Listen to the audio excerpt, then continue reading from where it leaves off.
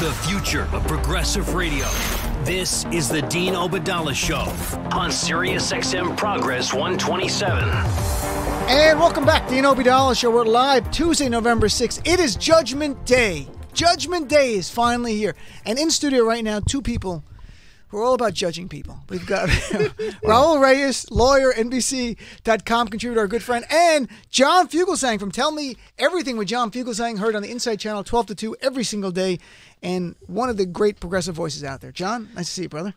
Dean, thank you. I don't know why you invited me here to talk about the Spice Girls reunion tour, but I did my research, and I'm really ready to have a great conversation I thought about tonight, look, it's over in Texas. Beto O'Rourke. Oh, no, 7% of it. Sorry, I'm kidding. Yeah. It's just one county.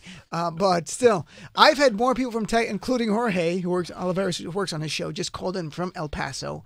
I've had people calling from Texas all week saying, everywhere we look, there's Beto signs. And there's nothing for Ted Cruz, like even in Republican areas. And well, Ted Cruz has voters.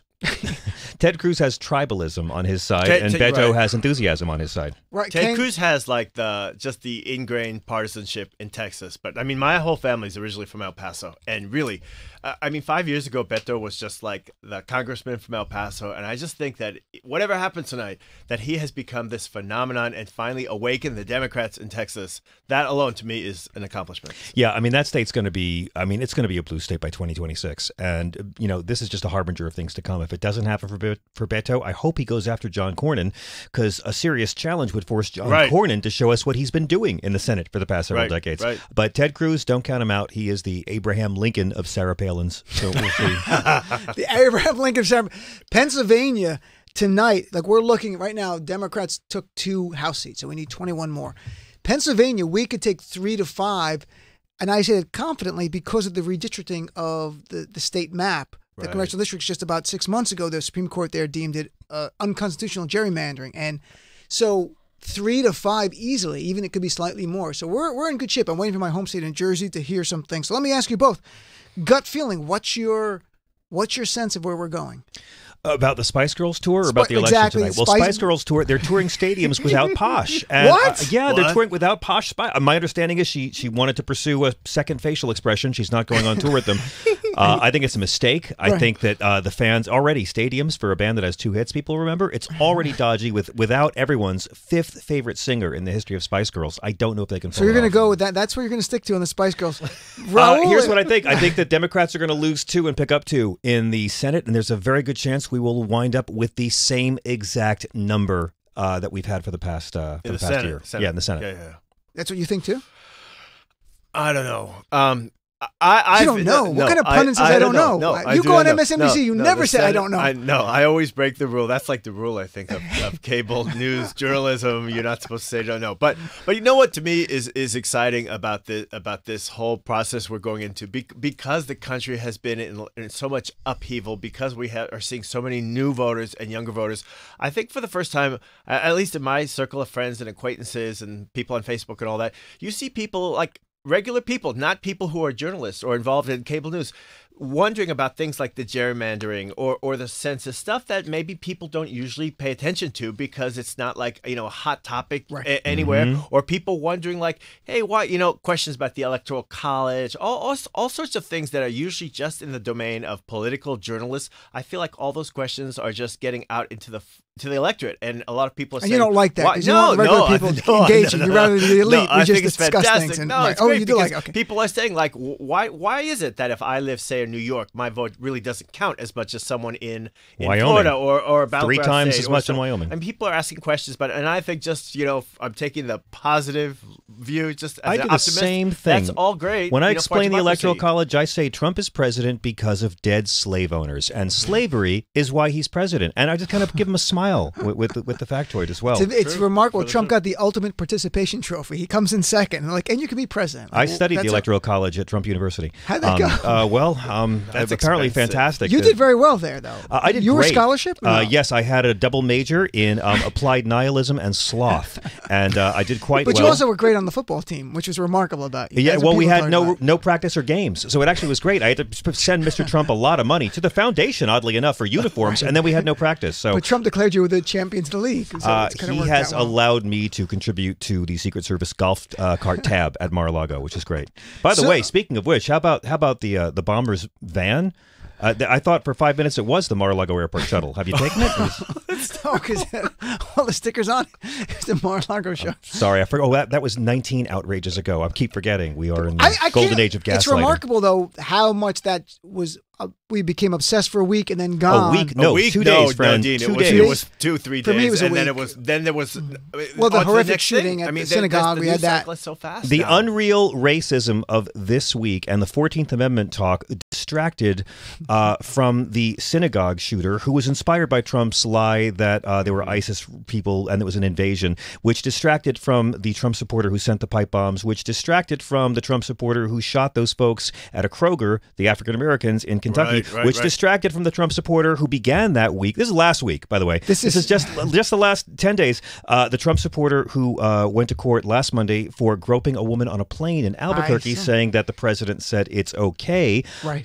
And that was just, and then previously, the week before that, of course, was when we had the aging porn star and the lobbyist libertarian who likes to go to Burning Man, and the racist sheriff that got a pardon from the reality show president, and Flava Flav going into a brothel for a celebrity reality TV pimp who's running for Congress as a Republican's birthday, during which he dies. And within 24 hours, the president runs interference for the Saudis beheading a journalist. Remember that story from way back decades ago? Right. Beheading a journalist, and that same day calls his ex-mistress Horseface. This is the last 12 days in our country. We're going back in time. Sure. It's sort of like the 12 Days of Trump. Like I wish we had a song for the holiday season to do it. By the way, Donald Trump is really angry at Paul Ryan, according to sources right now in the White House. This is seriously, he's begun to blame Paul Ryan for what's happening around the nation because he's sitting at home. To me, the idea if it's so close, Andrew Gillum and It's DeSantis, so early. It's it's so early. 84% of the votes in. So it's still, you're right, it's early because I don't know where in the state that is, and that 16% is a large amount of votes. Right. It depends. Like, say, is it but South Florida if or Trump Penn loses Hilton? Florida, Makes a that's huge difference. that's very painful for Trump. If he loses Florida, DeSantis was the guy he picked in the primary. He went down there a lot. He cares about him more than Rick Scott, I think, to be blunt. And I think the idea of having a black governor of his state, and right now DeSantis took a slight lead. So this thing is neck and neck. It's like 0.23%, not even a percent. You know, since you touched on this about what Trump thinks, to me, what is so bizarre about this whole midterm cycle is that Trump has presented, basically in his mind, every single race.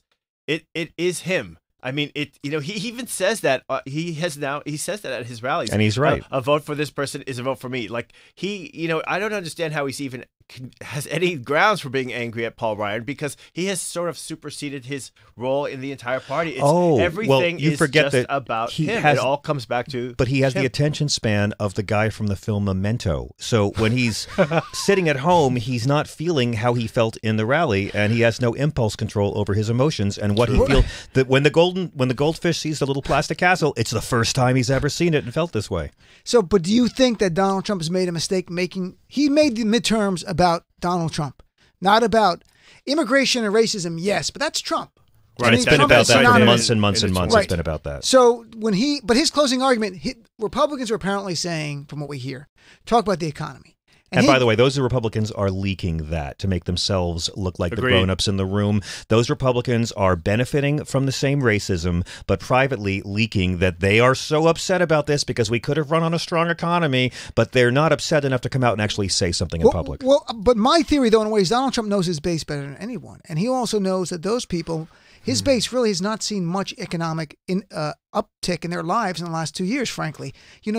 Wages have gone up 3.1%, but after inflation, 0.8%. It doesn't even include gas prices. No, I get it, but so Dean, to them, I think he went with what brought him. He's dancing with the one who brought him, which was racism, because the economy. How do you move someone? Dean, I'm raining on your parade. I'm raining on your But you can't parade. tell somebody you're doing better than you are.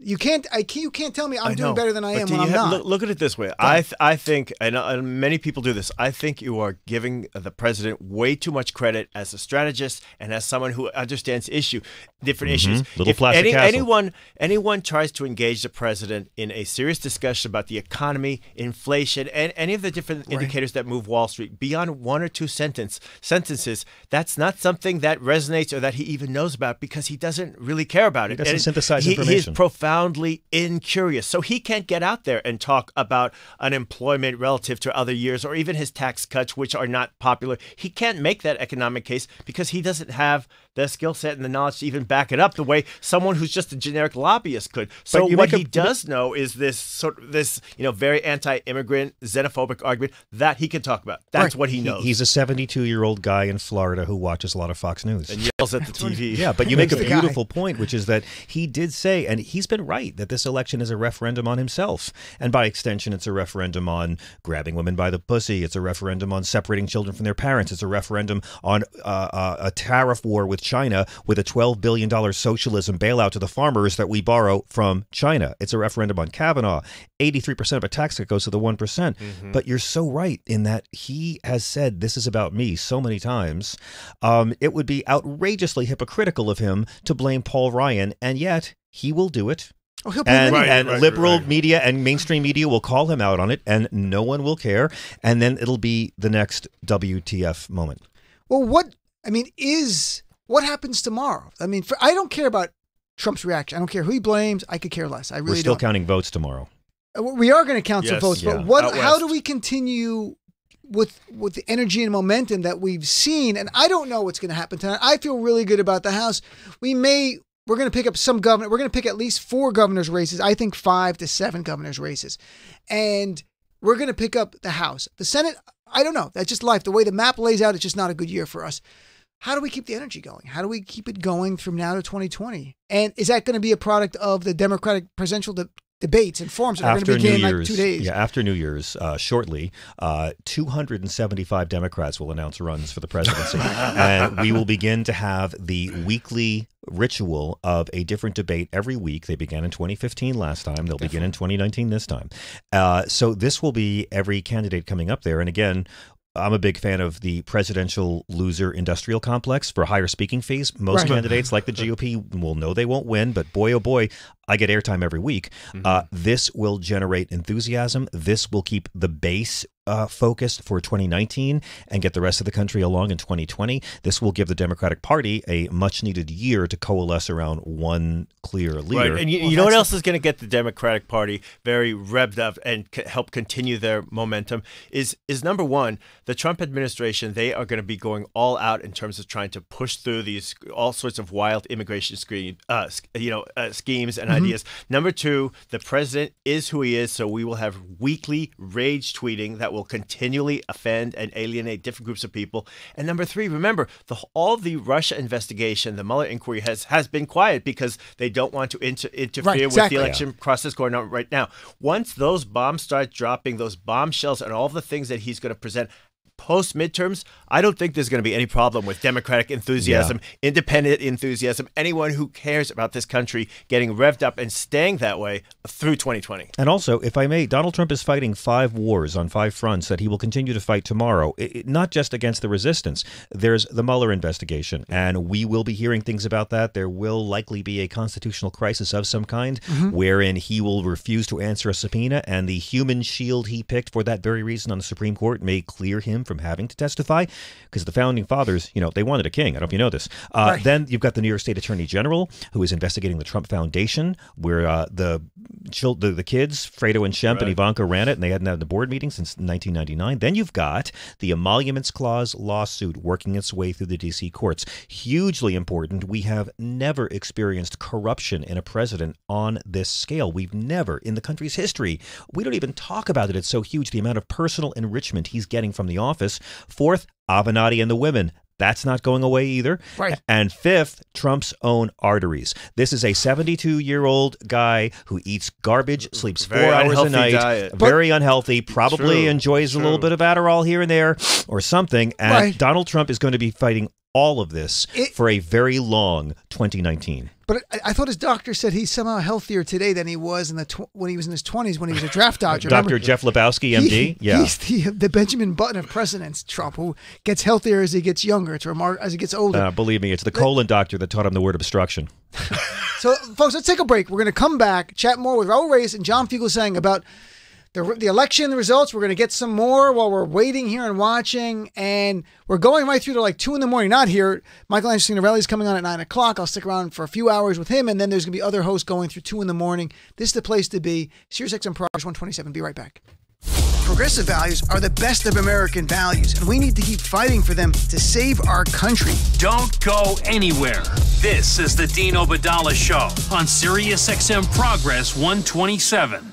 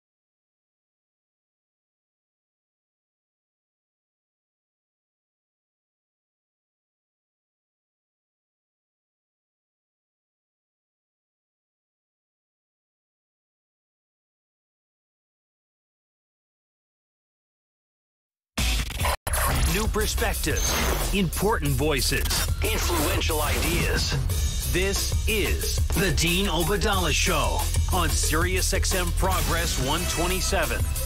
And welcome back, Dean Obadala Show. We're live right here. It's election night, brothers and sisters of the resistance. A night that for almost 2 years we've been counting to. And John, 2 years ago, we were together on election night. Me, you, and Pete Dominic. It was the bloodbath. We were doing a live special by 10 p.m. All the comedians were leaving crying. I had to get nothing funny at all. I literally was asking the hip hop writer for Daily Beast to act in sketches with me and Frank Conniff. Here, just read this part.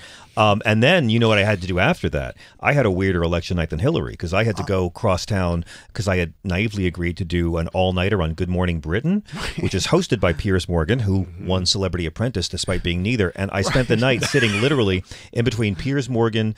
In front of me, to my right was Jerry Springer. To my left was Ann Coulter.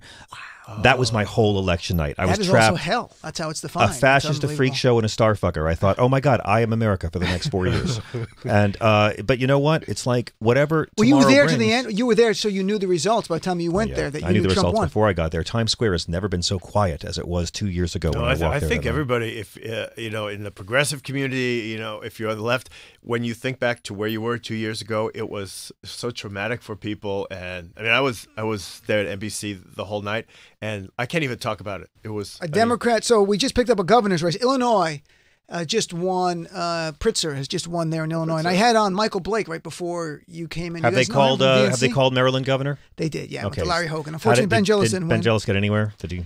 It polls wasn't were that so not close, in his favor. right? And Ben came out of nowhere to win the primary, and I had been on a few times. And look, they didn't give me any shot in the primary, and I pulled it out. I'm feeling pretty good about this race. He's a good man, and he's a really good guy. So J.B. Pritzker has won. So now we've picked up a governor's race. We're going to pick up, I think, 5 or 6 governorships, maybe a little more. I mean, when you have, what's remarkable, you have Florida and Georgia in play, Nevada, South Dakota.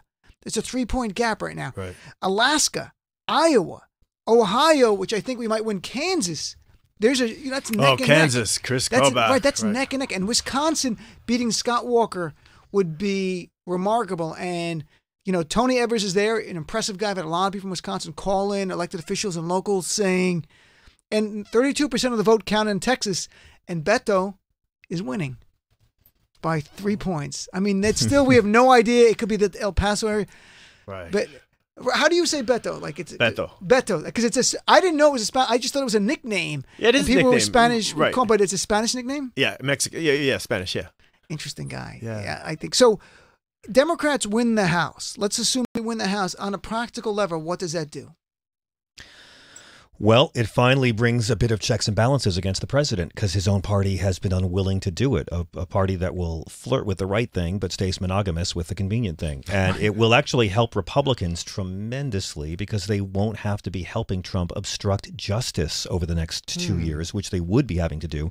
But you think Paul Ryan wanted to be minority leader if the Democrats took the House? His whole job would be helping Trump obstruct justice and doing it with a smile. So you will now see all manner of investigations. I would love to see Adam Schiff, who just joined us on stage in L.A. on a Friday night. Right, we wrapped up the tour, the Blue Wave tour, and we had Martin Sheen open the show, and Ted Lieu joined us on stage, Margaret Cho, and Adam Schiff. These people will be serving subpoenas. There will be investigations about Trump's business dealings. They will try to make the American taxpayer learn the contents of Trump's tax returns. They will go deep on Russia. They will go deep on money laundering. They will go deep on everything from Jared's money to Ivanka's money. And I think it will make Trump's life very difficult. I predicted the day after the election that this ends with Trump resigning and declaring victory, and we never know why. And I still believe that'll happen. Wow. I think it's 50-50 he's the nominee in 2020. And do you think, I'm sorry, ahead. when declaring victory, do you think he makes a deal to save his family? Or what do you mean? He makes a deal to save himself and to save his dignity in his mind. And just disappears. Declares victory. I made America great, I'm done. I mean, look. And tweet and play golf. It's not like I think he's going to, there's a chance he'll spend the rest of his life in a country with no extradition treaty. Right. I'm sure there's a jet with $20 million in a suitcase somewhere ready if he needs it. But I do think that he'll go off and be the media figure he has always been without interruption. Just marry Ivanka and go off to the sunset. Maybe. What do you think, Raul? No.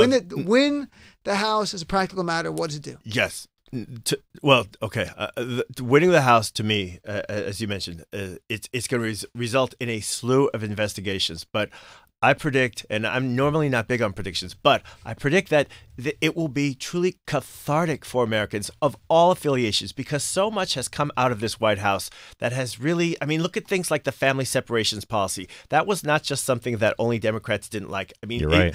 Everyone was just appalled by it. And when and if Democrats are in control of the House, they can haul Stephen Miller in and have committee hearings and saying, why did you institute this policy? Why? Who greenlighted this? Why was there no plan in place? All of these questions we don't know. And that goes for all sorts of things in our immigration system, from the cutbacks on asylum, the limits on refugees, the proposed changes to legal immigration. There is a whole slew of things that we have seen play out in real time, but we still don't know Where did this come from? Who okayed this? And there has been virtually no accountability. So I tell people, for all the things that have outraged you or made you cringe, say even if you're a Republican and you like Trump, that have made you cringe, when the Democrats are in control of the House and fully exercising their mandate from the Constitution to provide some oversight, we're going to see this churn of all of the ugliness, all of the warped thinking that went into some of these truly appalling decisions. Yeah, that is all going to be exposed. So true. And keep this in mind as well. This economy that Trump's taking credit for,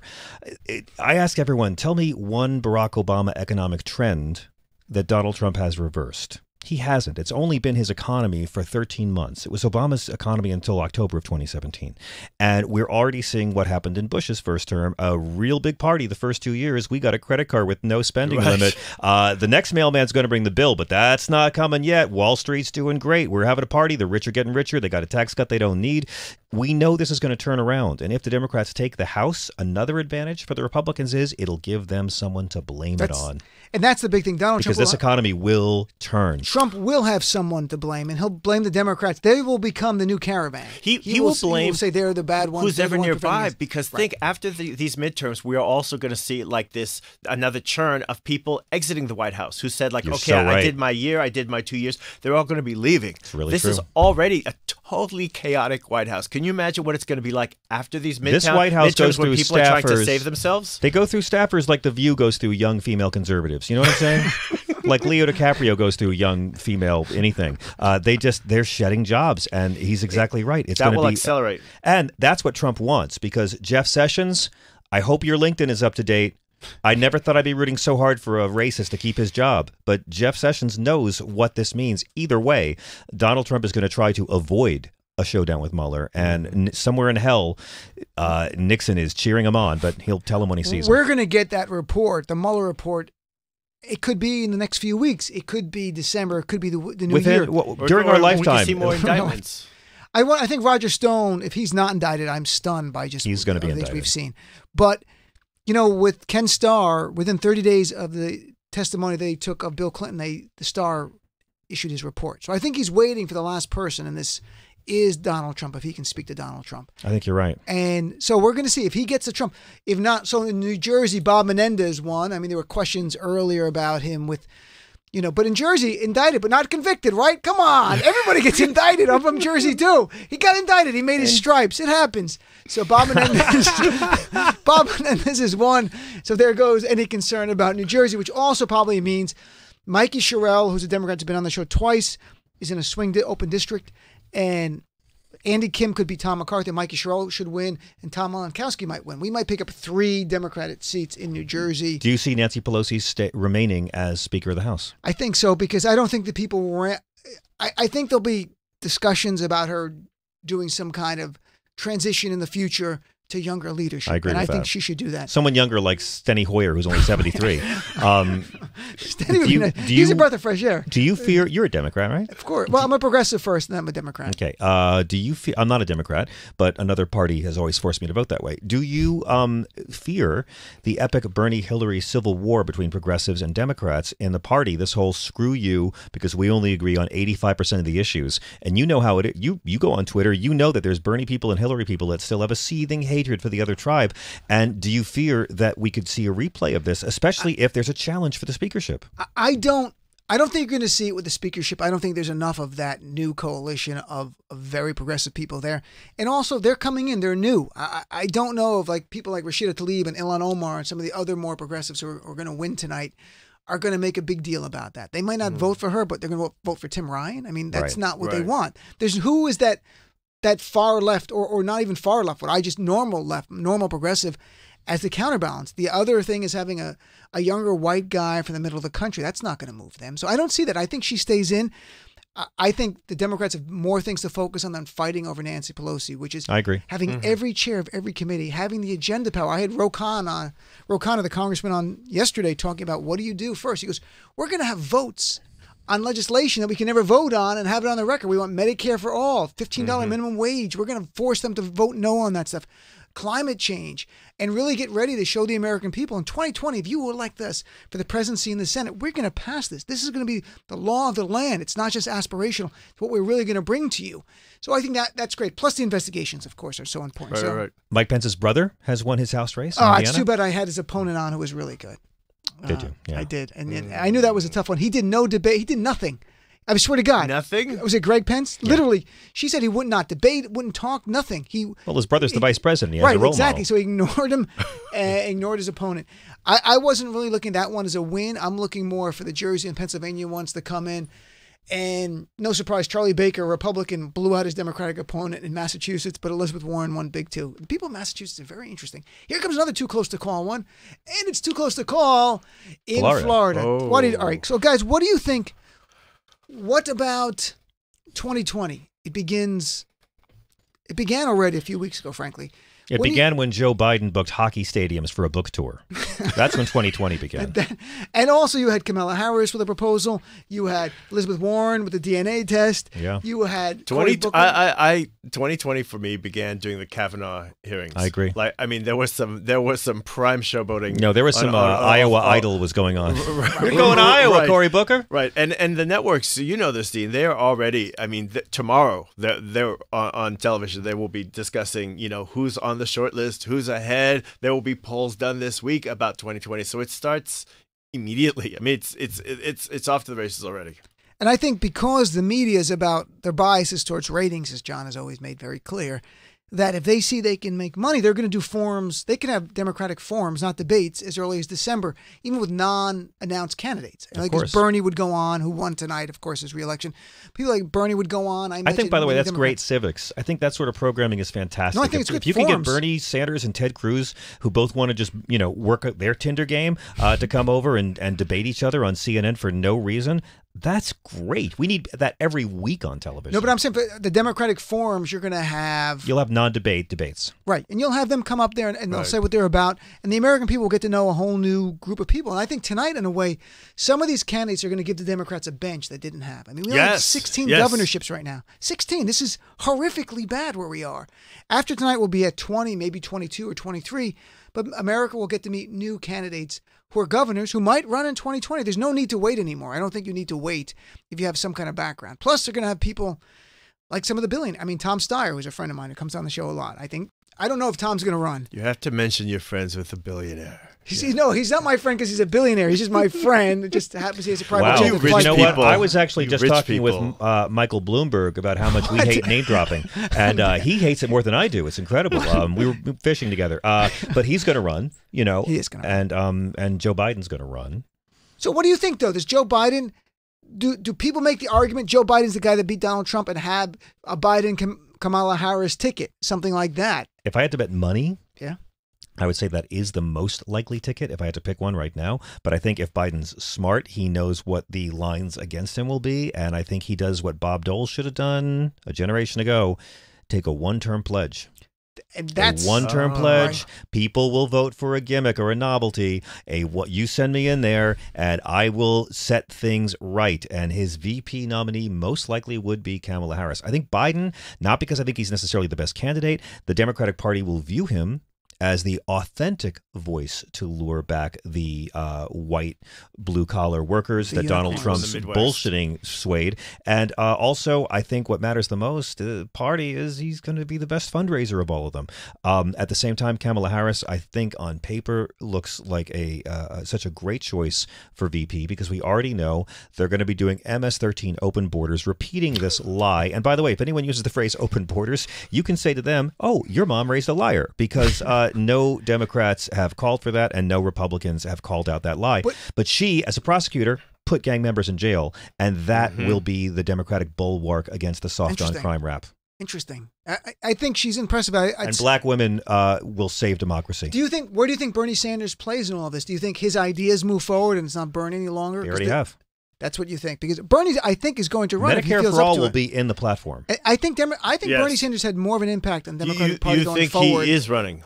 I think it's likely he's going to run, but I think Bernie Sanders has changed the Democratic Party. Yes. An independent becomes a Democrat, runs against Hillary Clinton, and has changed the Democratic Party going forward in a way from talking about health care for all as a right, and even Republicans, a majority, going, I'm for some kind of idea like that. And not only that, the fact that he is able, as an older person, as a senior, to inspire people like Alexandria Ocasio, this new bench that Democrats need to come up and start laying the groundwork on their own without waiting for an okay from the Democratic Party or without waiting their turn. That, to me, is, I think, just as important as his bringing into the mainstream ideas like Medicare for all. Totally agree. I mean, I wish we could have learned, like, in my lifetime, Democrats have only won the White House after Republicans have screwed up.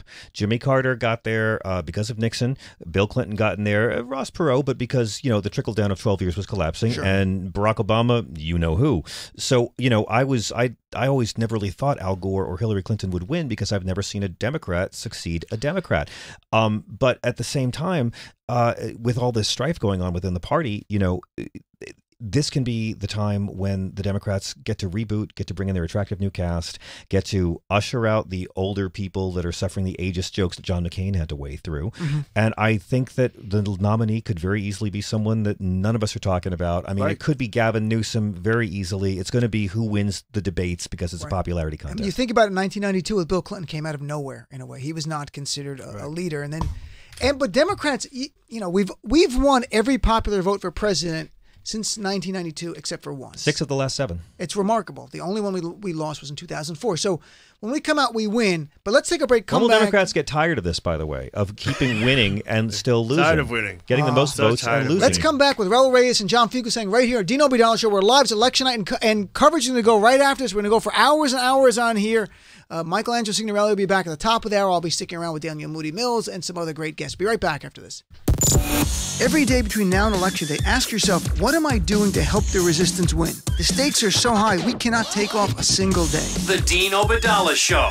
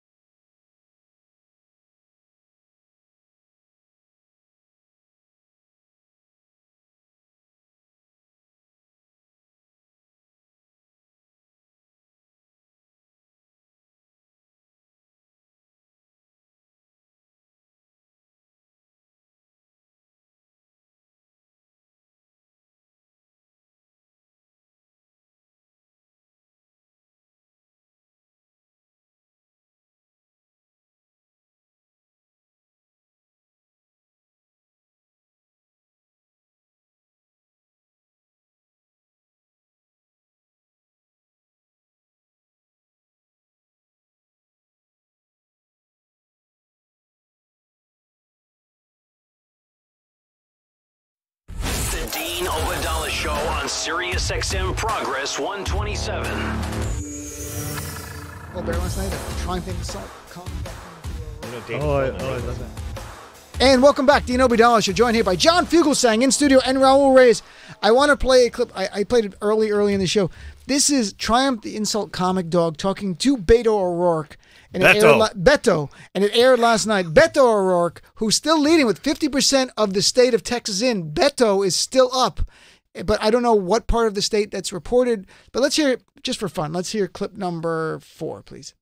Believe it or not, this is not the 12th man on every NBA team. This is the one and only Beto O'Rourke. Thank you, Beto. I saw the speech. I love the way you were anybody but Ted Cruz. Thank you.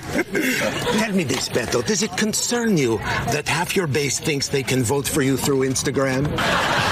Yeah, it's going to happen into real votes. But we're seeing it's a huge voter turnout. I know, so but far. I'm worried about these voting machines changing Beto's name to Cruz. Tell me this, though. With the uncertainty surrounding these voting machines, is it now more important than ever for Democrats to go out there and vote twice? Vote once. That's the law. Fair enough. Come on. This is the man, right? What's Ted Cruz have that you don't have? Besides the ability to regenerate his tail. That's a good closing joke. Good closing joke there. What's interesting, by the way, and I don't want to get anyone too excited about Beto, because there are a lot of candidates that I think a lot of us were emotionally invested in. Andrew Gillum, Stacey Abrams. But Beto is up by, in Texas, a very, very big state. You can be excited by Beto, because even if he doesn't win, you can stay excited by him. Well, that's what I'm going to say. Right. No, but here's the thing. In Dallas County, where Democrats Hillary blew out Donald Trump, only 1% of the county is reported so far, and Beto's up. That's going to be that's what the point he was making when we were listening to that clip. Beto, that was my next question. Beto, say he, God forbid, he loses by a point. Do you think he's in the mix for 2020? To run for president? Yeah. Maybe. I think it depends on how well his inevitable book and media tour do. I think he could also run against Cornyn, like I said, in 2020 as well. Cornyn's another guy who's been in the Senate for 100 years and has never done anything. Right. And also, whatever happens in Texas tonight, we're absolutely going to see more of Beto O'Rourke. And, you know, the other thing is that John Cornyn has, for years, he has involved himself with various efforts for immigration reform, but totally as a cover, because what he does, he gets involved and he basically inserts the most extreme language, the poison pills, kills the things, and then he goes back home and says, well, I was involved with immigration reform. I mean, he's always the one, they call it the Cornyn Con sometimes. He's always the one who says that he wants to be a part of it, and then he basically either decimates it or helps ruin it, and yet claims that he's part of immigration reform. And I think now that Donald Trump has made this such a visceral issue in Texas, where for years people down there were very cool with it because they were living the reality along the border. They know that it's not in a crisis. I think that John Cornyn may actually start to face some questions about his role or lack of on immigration. And Beto is perfectly positioned, if he doesn't make it tonight, to challenge him. You're saying the dog whistles won't be able to save him? Is that what you're suggesting? They're not dog whistles anymore. I'd love to see a Democrat. No, they're train whistles. I'd love to see a Democrat stand up and just call out the entire immigration lie for what it is, racist fear-mongering, when, this country has a keep out sign on the border. And behind the keep out sign, we have another sign that's 10 times larger and lit up brightly that says help wanted. And so, you know what, if either party was serious about ending undocumented immigration, and neither party is, because our economy would collapse, you end undocumented immigration and we start paying $50 for a salad. That might not bother a lot of Trump voters, but still, I get it, Trump doesn't like salads.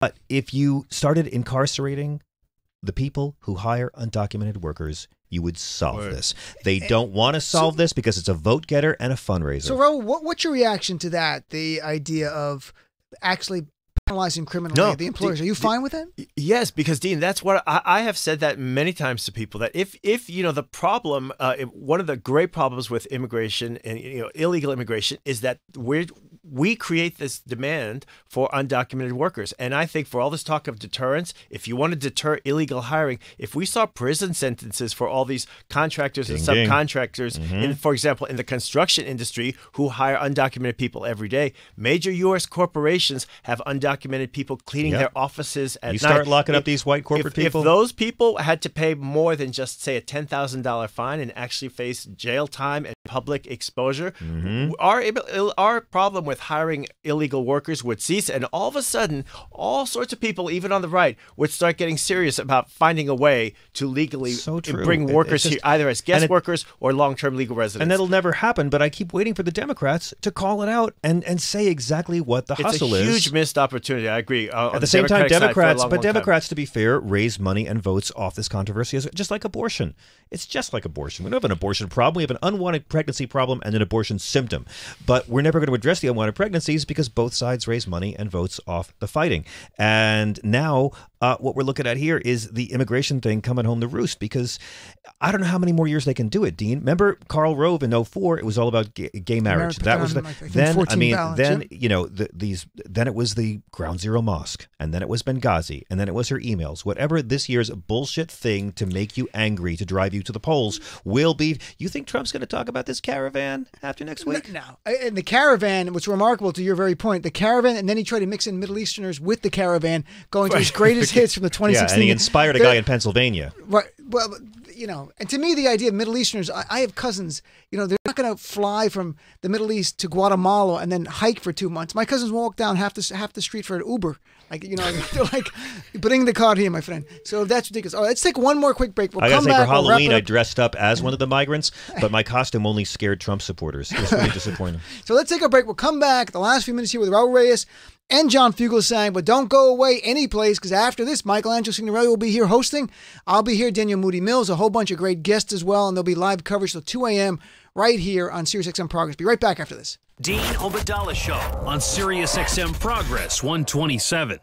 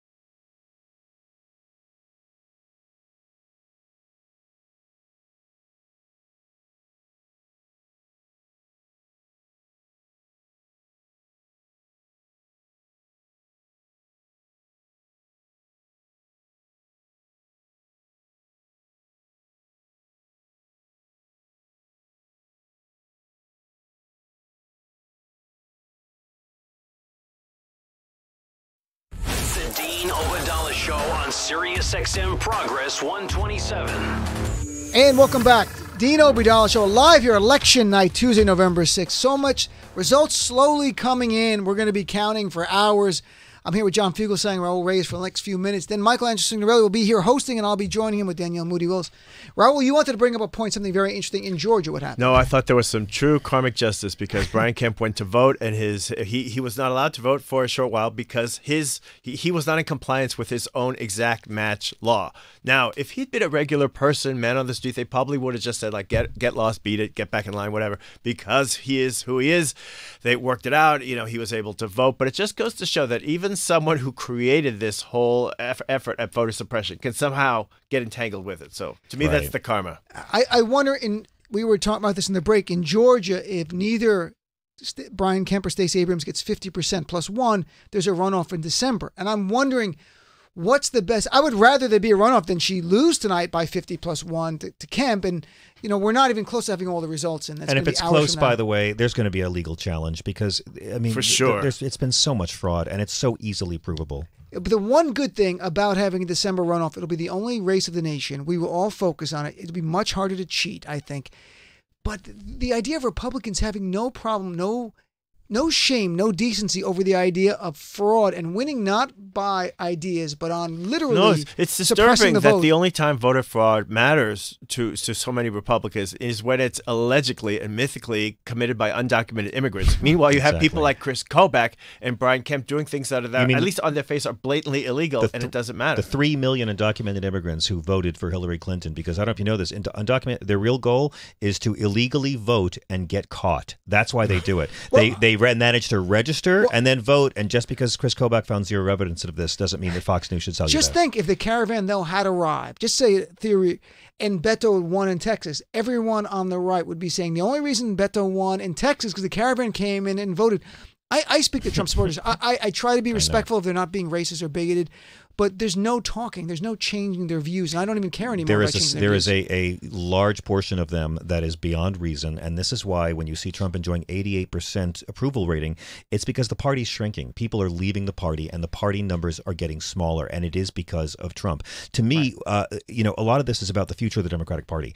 You can look at DeSantis and Gillum as probably what the 2020 presidential election is going to be like. Trumpism versus real liberalism.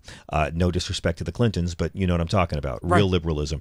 But also the Stacey Abrams nomination is something that we have to pay attention to how she got it, because she ran against Stacey Evans, both of them longtime political operatives, both named Stacey, both fabulous. But Stacey Evans ran saying we've got to convince these Trump voters that they've been hoodwinked and bamboozled and led astray. And Stacey Abrams campaigned on, forget that. We're going to get people who didn't feel like voting last time. We're going to get new citizens, people who've turned 18, and she got 75% of the vote. You can look for a couple things. Real progressivism, a much more Bernie-influenced platform than Clinton-influenced platform. Bill Clinton is in the Witness Protection Program this campaign.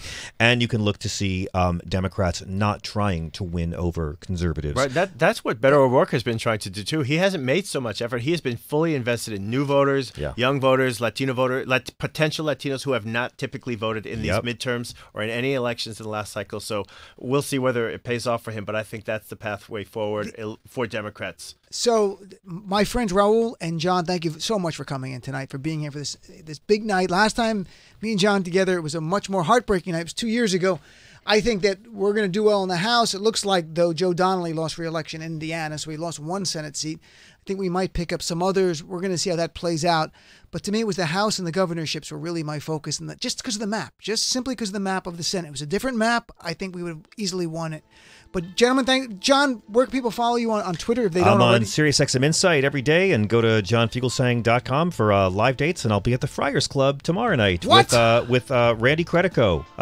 So Robert Mueller will be listening, and Judy Gold as well. So come, and former Congressman Steve Israel, conservative from New York. And Raul? Twitter, Raul A. Reyes, or Instagram, Raul A. Reyes 1.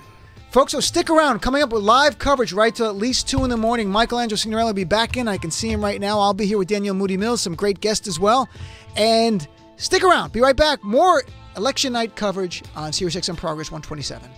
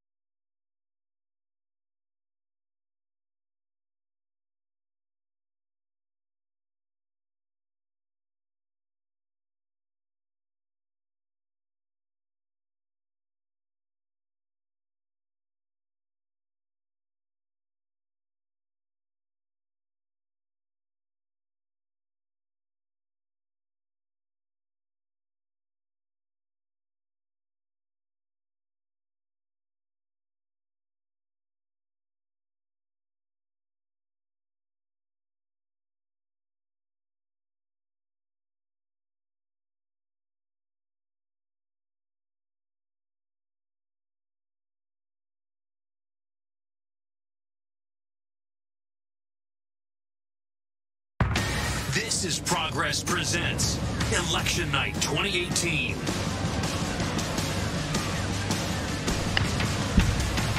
Hello and welcome to our special coverage of the midterm elections 2018 here on SiriusXM Progress 127. I'm Michelangelo Signorelli, and we have a panel here of our SiriusXM hosts with me right here tonight, bringing you thoughts, perspectives, and a lot of coverage is Danielle Moody Mills. You know her from Woke AF, of course, every Saturday here on SiriusXM, Sunday on SiriusXM Progress, and our Director of Progressive Programming, Zerlina Maxwell, co-host of Signal Boost with Jess McIntosh, who also, of course, is of Signal Boost, and Dean Obeidallah of The Dean Obeidallah Show.